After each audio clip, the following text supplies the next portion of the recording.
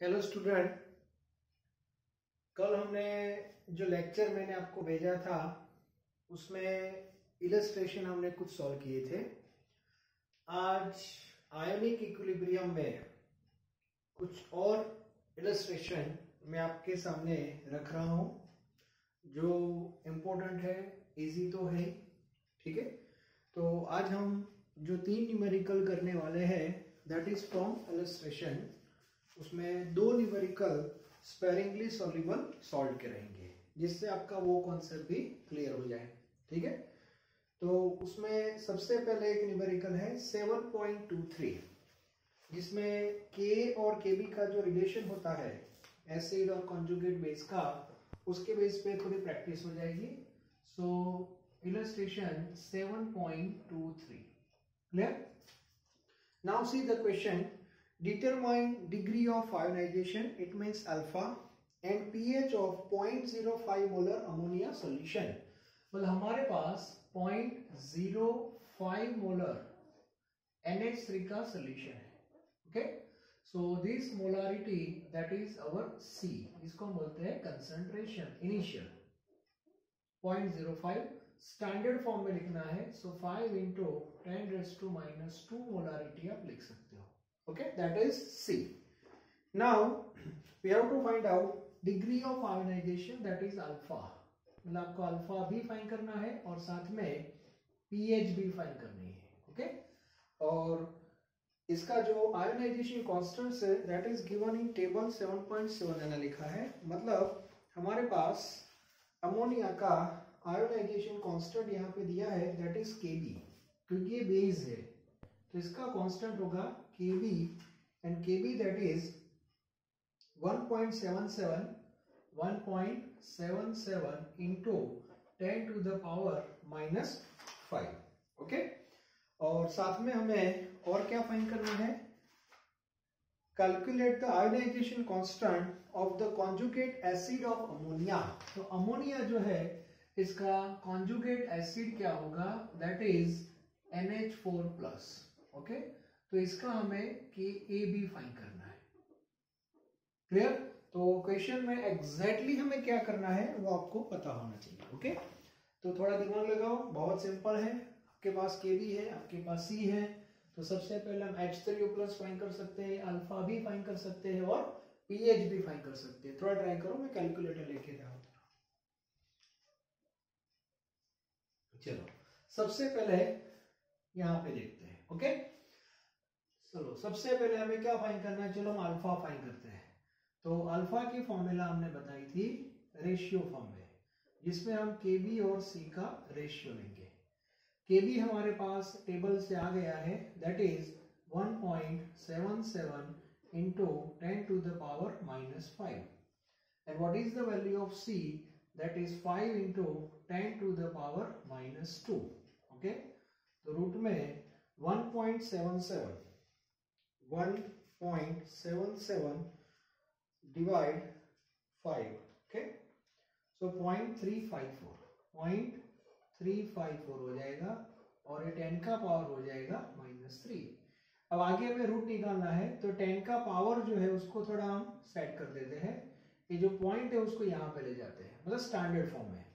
It means 3.54 हो गया, यहाँ पे जाएगा तो 10⁻⁻1 हो जाएगा और -3 ऑलरेडी है, इट मींस -4। अब -4 का तो रूट आपको मिल गया दैट इज 10⁻⁻2। अब 3.54 जो है उसका हमें रूट निकालना है, बस 3.54 और इसका हमें रूट निकालना है that is 1.88। So this is our alpha, तो हमारा अल्फा आ गया। और इसको 100 से जब आप मल्टीप्लाई कर दोगे 100 से, तो आपका जो आयोनाइजेशन होगा वो 1.88% आयोनाइजेशन होगा, क्लियर। तो इस बेस पे हम अल्फा फाइंड कर सकते हैं। इसके बाद हमें pH फाइंड करनी है। तो pH आपको फाइंड करनी है तो आपके पास क्या होना चाहिए, H3O+ होना चाहिए।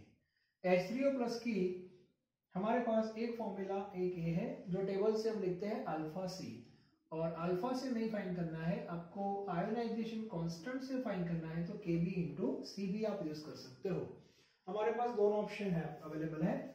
सो ये फॉर्मूला भी मैं यूज कर रहा हूँ 1.88 into 10⁻², and what about C, that is initial concentration 5 into 10⁻²। तो ये जो 1.88 है इसको मल्टीप्लाई करना है 5 से, सो 9.4 इंटू 10⁻⁻4, तो ये जो वैल्यू आ गई वो H3O प्लस है। Once you have H3O plus, then you can find out pH. pH is equal to minus log H3O plus. Okay, so here minus log, what about H3O plus 9.4 into 10⁻⁻4। अब इसका आपको log देखना है।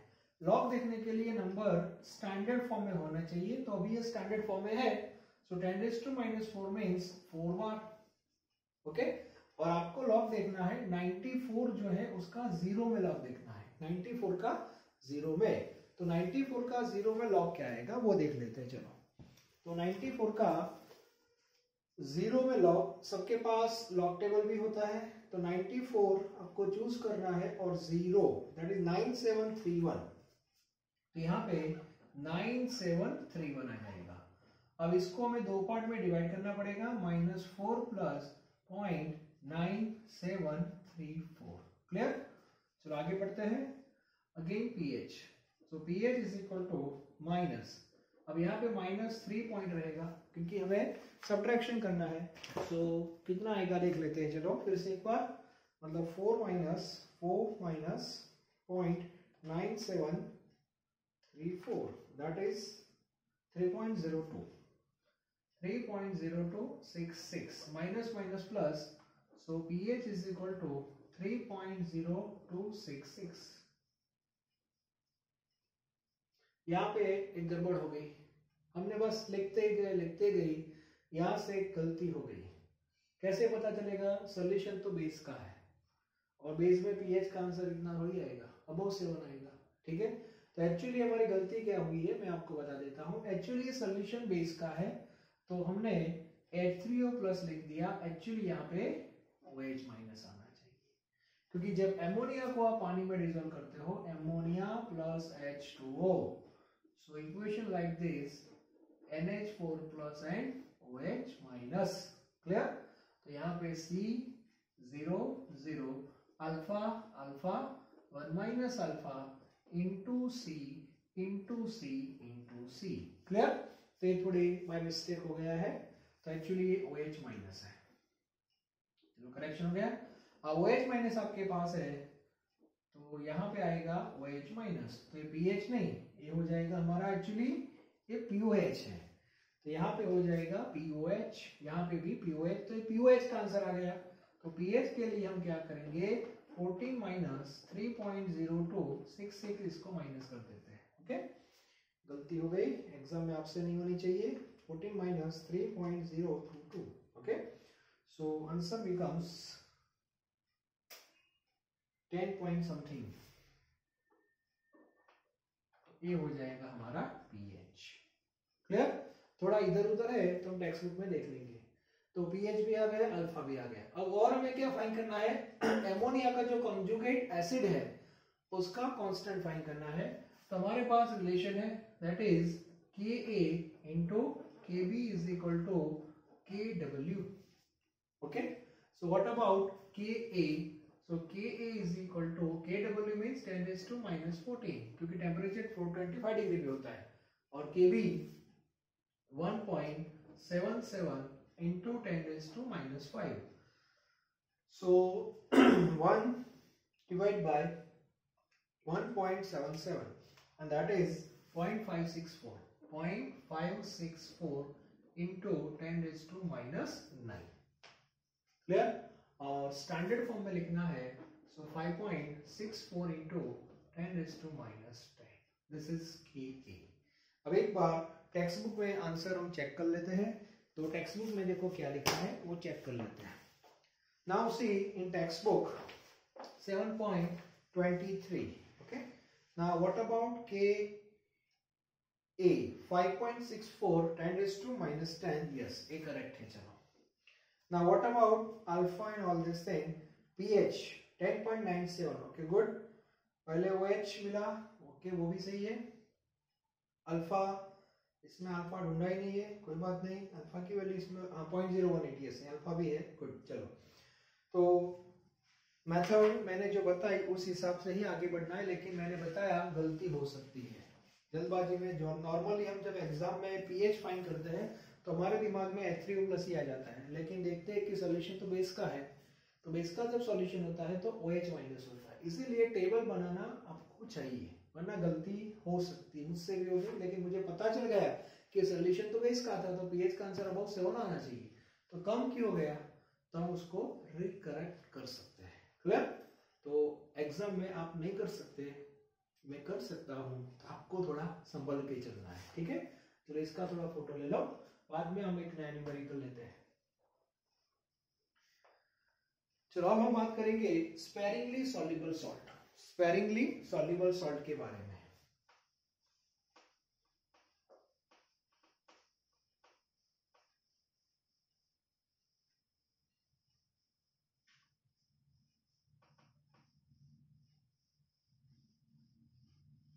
Sparingly soluble salt में KSP और S इसका relation आता है।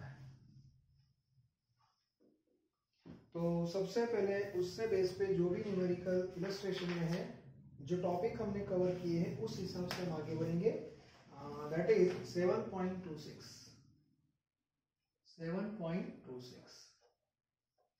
now in 7.26 calculate the solubility of A2X3। तो यहाँ जो सॉल्ट है वो हमारा A2X3 है, दैट इज 2:3 टाइप का सॉल्ट है। In pure water, assuming that neither kind of ion react with water, the solubility product of A2X3 that is given, अब इसका हमें KSP दिया है, KSP, and that is 1.1 into 10 to the power -23। Clear?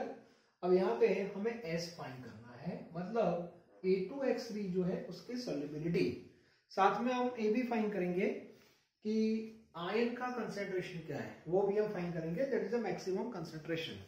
तो सबसे पहले हम फॉर्मूला तो हमें पता ही है, फिर भी हम डिराइव करते चलो, जिससे आगे जो हमारी गलती हुई ऐसी गलती दोबारा ना हो। A2X3 को जब आप डिसॉल्व करोगे तो उसमें A+ होगा और B- होगा, ये आपको पता है, लेकिन A का चार्ज +1 होगा, +2 होगा कि +3, वो कैसे पता चलेगा? तो A2X3 में 2A है, ये बात सही है, और यहाँ पे 3X है, तो A का जो चार्ज है पॉजिटिव होगा, वो +3 होगा, मतलब 3+, और B का X का जो चार्ज है वो -2 होगा। और आगे मैंने बताया था कंपाउंड इलेक्ट्रिकली न्यूट्रल होता है, तो जब इसको आप डिवाइड करते हो तो जितना पॉजिटिव चार्ज सेपरेट होगा उतना ही नेगेटिव होगा, तो प्लस माइनस एडजस्ट करना आपको आना चाहिए। क्लियर? चलो यहाँ पे इनिशियल हमें पता नहीं है, चलो ये 0 है और ये भी 0 है। Now see the proportion 1:2:3। तो यहां से सैचुरेटेड पॉइंट तक कितना सॉल्युबल हुआ? S। अब यहां से S सॉल्युबल हुआ तो 1:2:3 है, तो A कितना होगा हमारा? 2S होगा, और A 3S होगा, और A कांस्टेंट। क्लियर? और उसके बाद हम लिखते हैं KSP। So KSP is equal to A3+, direct S वाला कॉन्सेप्ट नहीं, पहले ओरिजिनल लिखना है विद कोफिशिएंट, यहाँ पे x -2 और इसका क्यूब। सो A3+ कितना है? 2S, तो 2S का हमें स्क्वायर करना पड़ेगा और 3S का हमें क्यूब करना पड़ेगा, एंड दैट इज 108S⁵, और यहाँ पे हमें KSP पता है, and KSP that is 1.1 into 10⁻⁻23 is equal to 108S⁵. Therefore S⁵ is equal to 108 से डिवाइड कर दो, 1.1 into 10⁻⁻23 upon 108. Okay. Now see S⁵. अब 1.1 को 108 से हम डिवाइड करते हैं, 1.1 divide by 108। Okay, So 0.01 into 10 raised to minus 23. Therefore s raised to 5 is equal to 1 into 10 raised to minus 25. हमें थोड़ा एडजस्टमेंट करना है क्योंकि आगे s raised to 5 को s में लाना है. क्लियर? तो कैसे आएगा वो भी आगे से रूट होता है, स्क्वायर रूट होता है, क्यूबिक रूट होता है, वैसे ही 5 को निकालना है तो उसका भी रूट आएगा. ठीक है, तो s इज इक्वल टू 1 का तो 1 ही रहेगा और ये हो जाएगा 10 रेज टू माइनस 5, ये हो जाएगा हमारा 1/5. Therefore s is equal to 1 into 10 raise to minus 5 और ये जो आंसर आएगा वो मोलारिटी में आएगा. इसका रीजन है KSP की value that is always in terms of molarity. Mention की हो या न की हो वो मोलारिटी में ही होता है. तो आपका जो S का आंसर आएगा वो मोलारिटी में आएगा. फिर इसको आप ग्राम पर लीटर में कन्वर्ट कर सकते हो, लेकिन उसके लिए आपके पास जो सॉल्युबल सॉल्ट है स्पेरिंगली वो नोन होना चाहिए. अभी अननोन हमें पता नहीं है. ठीक है, तो मोलर मास हमें दिया नहीं है तो हम आगे नहीं बढ़ सकते. तो ये हमारा S आ गया. मतलब इतना डिसॉल्व हुआ, बहुत ही कम डिसॉल्व. देखो 1 into 10⁻⁻5 तो सॉल्युबिलिटी 0.01 से भी कम है. Therefore this salt is known as sparingly soluble salt. ये आपको पता होना चाहिए. ओके, चलो अब थोड़ा आगे बढ़ते हैं. ये हमारा आंसर तो आ गया है S का. अब हम फाइंड करते हैं कंसंट्रेशन ऑफ आयंस. तो एग्जाम में पूछ सकते हैं मैक्सिमम कंसंट्रेशन ऑफ A3+. चलो हमें ये फाइंड करना है. सैचुरेटेड सॉल्यूशन में दो आयन होंगे +3 और X-2. तो दोनों का मैक्सिमम कंसंट्रेशन क्या होगा? तो हमारे पास टेबल है, तो हमें A3+ का फाइंड करना है, दैट इज 2S. तो इसका मीनिंग हुआ that is equal to 2S. ठीक है, तो डबल ही होगा ना. सो 2 into 10⁻⁻5. तो ये भी एग्जाम में पूछ सकते हैं. Another question, maximum concentration of X-2 and that is equal to 3S. So 3 into 10⁻⁻5. तो एग्जाम में ज्यादातर स्टूडेंट को KSP से S निकालना, S से KSP निकालना, ये सब तो सबको आता है, लेकिन आपको एक स्टेप आगे भी जाना है और JEE वाले आगे ही ले जाएंगे आपको. आपको S पता चल गया, इसका मीनिंग है कि इतना राइट साइड में गया तो ये जो दो आयंस मिलते हैं वो कितने मिलेंगे, that is based on proportion 2S and 3S. तो आपके पास S है. पार्ट 2 हमने पढ़ा था, वहां पे हम X एज्यूम करते थे. आपको भी पता है कि यहां से X निकला तो सामने 2X और 3X ही हो जाएगा. और एक बार आपको X मिल गया तो हम प्रोडक्ट की वैल्यू फाइंड करते थे, वैसे ही यहाँ पे प्रोडक्ट की वैल्यू फाइंड करना है with the help of solubility. तो ये क्लियर होना चाहिए. ठीक है, अब एग्जाम में S का आंसर बस यहाँ तो S तक ही है, तो इतना पार्ट जो मैंने लिखा वो एक्स्ट्रा है. बाद में इसके नीचे एक और सम है 7.27, वो भी इजी है, एक बार देख लेते हैं. 7.27. चलो इसका भी एक फोटो ले लो. 7.27. The value of KSP of two sparingly soluble salt NiOH twice and AgCN are given. Which salt is more soluble and explain.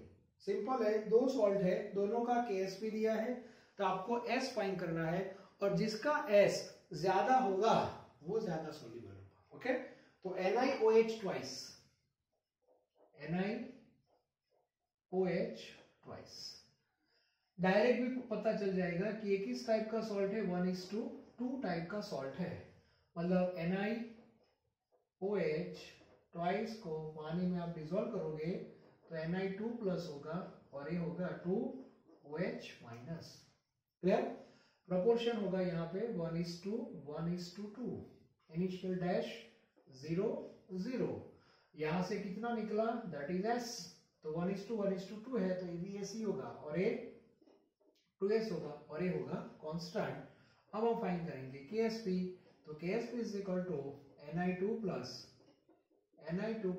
then OH minus square. Ni2 plus means what? That is S. And OH minus that is 2S और ये भी square है and that is 4S cube and that is KSP. ठीक है, अब KSP की value आपको दी है NiOH twice का जो KSP है that is 2 into 10 raised to minus 15. 2 into 10 raised to minus 15 4S cube. Therefore, S cube is equal to 2 into 10 raised to minus 15 divided by 4 that is 1 by 2. 1 by 2 means 0.5 into 10 raised to minus 15. अब इसका हमें cubic root निकालना पड़ेगा. एक काम करते हैं, पहले उसको 5 into 0.5 का ही निकालना पड़ेगा. इसका हम सेट कर सकते हैं. ठीक है, अब आप बोलोगे सर हमें तो ये कैसे पता चलेगा कि ये कैसे निकालना है.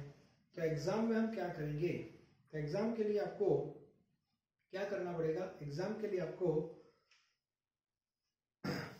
लॉग यूज करना पड़ेगा. जैसे 0.5 का तो हम कैसे निकालेंगे, क्योंकि हमारे पास तो 0.5 का 9 है तो हम डायरेक्टली लिख सकते हैं. ओके, तो एग्जाम में आपको क्या करना है, मैं जरा हिंट दे दूं आपको. जब टिपिकल डेटा आता है तो एस क्यूब की वैल्यू आ गई तो हमें तो एस निकालना है. ओके, तो उसके लिए मेथड क्या है वो मैं आपको बताता हूँ. पहले इसको स्टैंडर्ड फॉर्म में मैं लिख ही देता हूँ. 5 into 10 raised to minus 16 ये एस क्यूब का आंसर है. ठीक है, अब इसको लॉग में कन्वर्ट करना पड़ेगा, मतलब टेकिंग लॉग. मैं मेथड आपको बता रहा हूँ, taking log on both side. Clear. तो यहां पे क्या हो जाएगा, log s क्यूब और यहां पे हो जाएगा log 5 into 10 raised to minus 16. Clear. 3 को आगे ले लो, दैट इज 3 log s. इसका स्टैंडर्ड फॉर्म ही है तो यहां पे हो जाएगा 16 बार और 5 मतलब 50 का 0 में log लेकर 6990 हो जाएगा. तो यहाँ पे 3 log s is equal to minus 16 plus 0.6990. So 3 log s is equal to minus 15 point. कितना आएगा देख लो, minus 15 point. Yes. So 16 minus 0.6990 and that is equal to 15.301.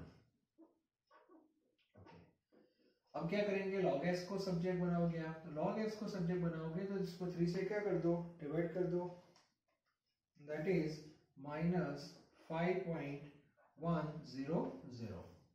अब आपको s फाइंड करना है तो log को सामने ले जाओ, that is anti log minus 5.10. अब नेगेटिव नंबर का आगे भी मैंने बताया था एंटी लॉग नहीं होता तो उसको बार फॉर्म में क्या कर दो, कन्वर्ट कर दो. तो -5 से एक डिजिट कम नंबर कौन सा होता है, -6 और -6 को हम 6 बार लिख सकते हैं. यहाँ पे 6 बार हो जाएगा और एक 0.10 जो है that is 1 minus 0.10 and that is 0.9. तो यहाँ पे 0.9 हो गया. तो आपको एंटीलॉग जो देखना है वो 0.9 का 0 में देखना है. तो 0.9 का 0 में एंटीलॉग क्या आएगा, तो 0.9 का 0 में दैट इज 7943. 7943 यहाँ पे पॉइंट रखना है और into 10 raised to minus 6 and that is S. ये आंसर आना चाहिए. ओके, तो ये जो सॉल्युबिलिटी हमने फाइंड की वो NiOH ट्वाइस की है और ऐसी सेम कैलकुलेशन हम AgCN की भी कर सकते हैं. अब एक बार मैं चेक कर लेता हूं, यहाँ टेक्स्ट बुक में NiOH2 का S कहाँ पे लिखा है, ये रहा 7.9 मैंने लिखा है, 10 raised to minus 6 यहाँ पे आ रहा है मेरा. यहाँ पे कुछ गलती हो सकती है.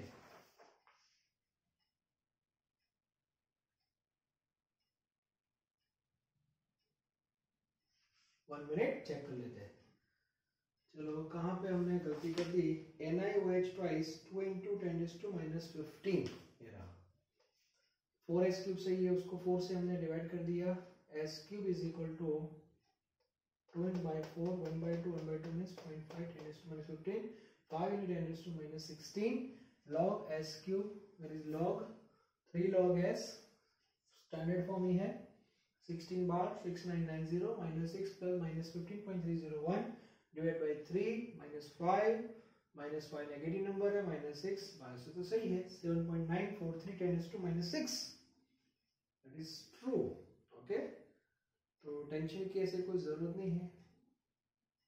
अब एजीसीएन का चेक करते चलो। एजीसीएन अब एजीसीएन में डायरेक्ट लिख रहा हूं दैट इज 1:1। तो 1:1 में क्या होगा KSP is equal to S into S, so KSP is equal to S square। Okay, so what is the KSP for AGCN? And that is given AGCN में 6 into 10 raised to -17 and that is equal to S square। इसमें 6 से उसका हम root direct निकाल सकते हैं। Root निकालना इतना टफ नहीं है, तो 6 का मैं रूट निकालना हूं।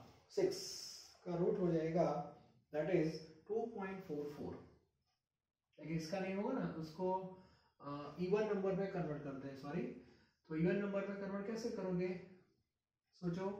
तो 6 into 10 raised to -16 into 10 raised to -1 पता नहीं चलता तो ऐसे दो पार्ट में डिवाइड कर दो।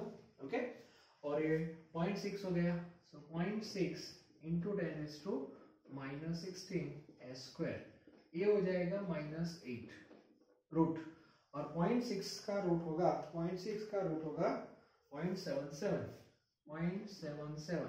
so S is equal to 7.7 into 10 raised to -9। तो ये 7.7 into 10 raised to -9 है, और ये 7.9 10 raised to -6 है। Now tell me which one is more soluble, -6 or -9? So which one is more soluble? So ज्यादा वैल्यू कौन सी है, -6 या -9? It means -6. Okay, so which one is more soluble? So NiOH twice is more soluble। AgCN जो है उसके बारे में answer कुछ पता नहीं चलता, प्रॉपर मेंशन किया नहीं लोगों ने कैसे सॉर्ट आउट किया है, लेकिन हमने सॉल्व कर दिया है। ठीक है, तो आपको ऐसे सॉल्व करना है, टेक्स्ट बुक में पता नहीं चलेगा। ये मैंने इसीलिए आपको बताया कि क्यूबिक रूट तक तो हम कैल्कुलस में फाइंड कर सकते हैं, लेकिन सॉरी स्क्वायर रूट तक, लेकिन क्यूबिक रूट में आपको लॉगरिथम पे जाना पड़ेगा। दूसरी भी एक मेथड है, लेकिन अभी मैं आपको बता नहीं रहा हूँ, डायरेक्ट कैल्कुलस से भी आप फाइंड कर सकते हो, ऐसा कुछ भी नहीं है। लेकिन लॉग का कॉन्सेप्ट क्लियर होना चाहिए इसे। ठीक है, एस क्यूब कैसे निकाला हुआ, तो परफेक्शन आपका होना चाहिए। तो इसका एक बार फोटो ले लो, और पार्ट 3 में जो इंपॉर्टेंट इलस्ट्रेशन थे वो मैंने आज कंप्लीट कर दिए हैं। ठीक है, एक्सरसाइज में बहुत सारे न्यूमेरिकल है, तो जो भी टॉपिक हमने कवर किए हैं वो आप थोड़ा ट्राई कर लेना। ठीक है, नेक्स्ट बाद में आप देखेंगे वो एक्सरसाइज के जो क्वेश्चन है उसको कैसे सॉर्ट आउट करना है। Thank you very much.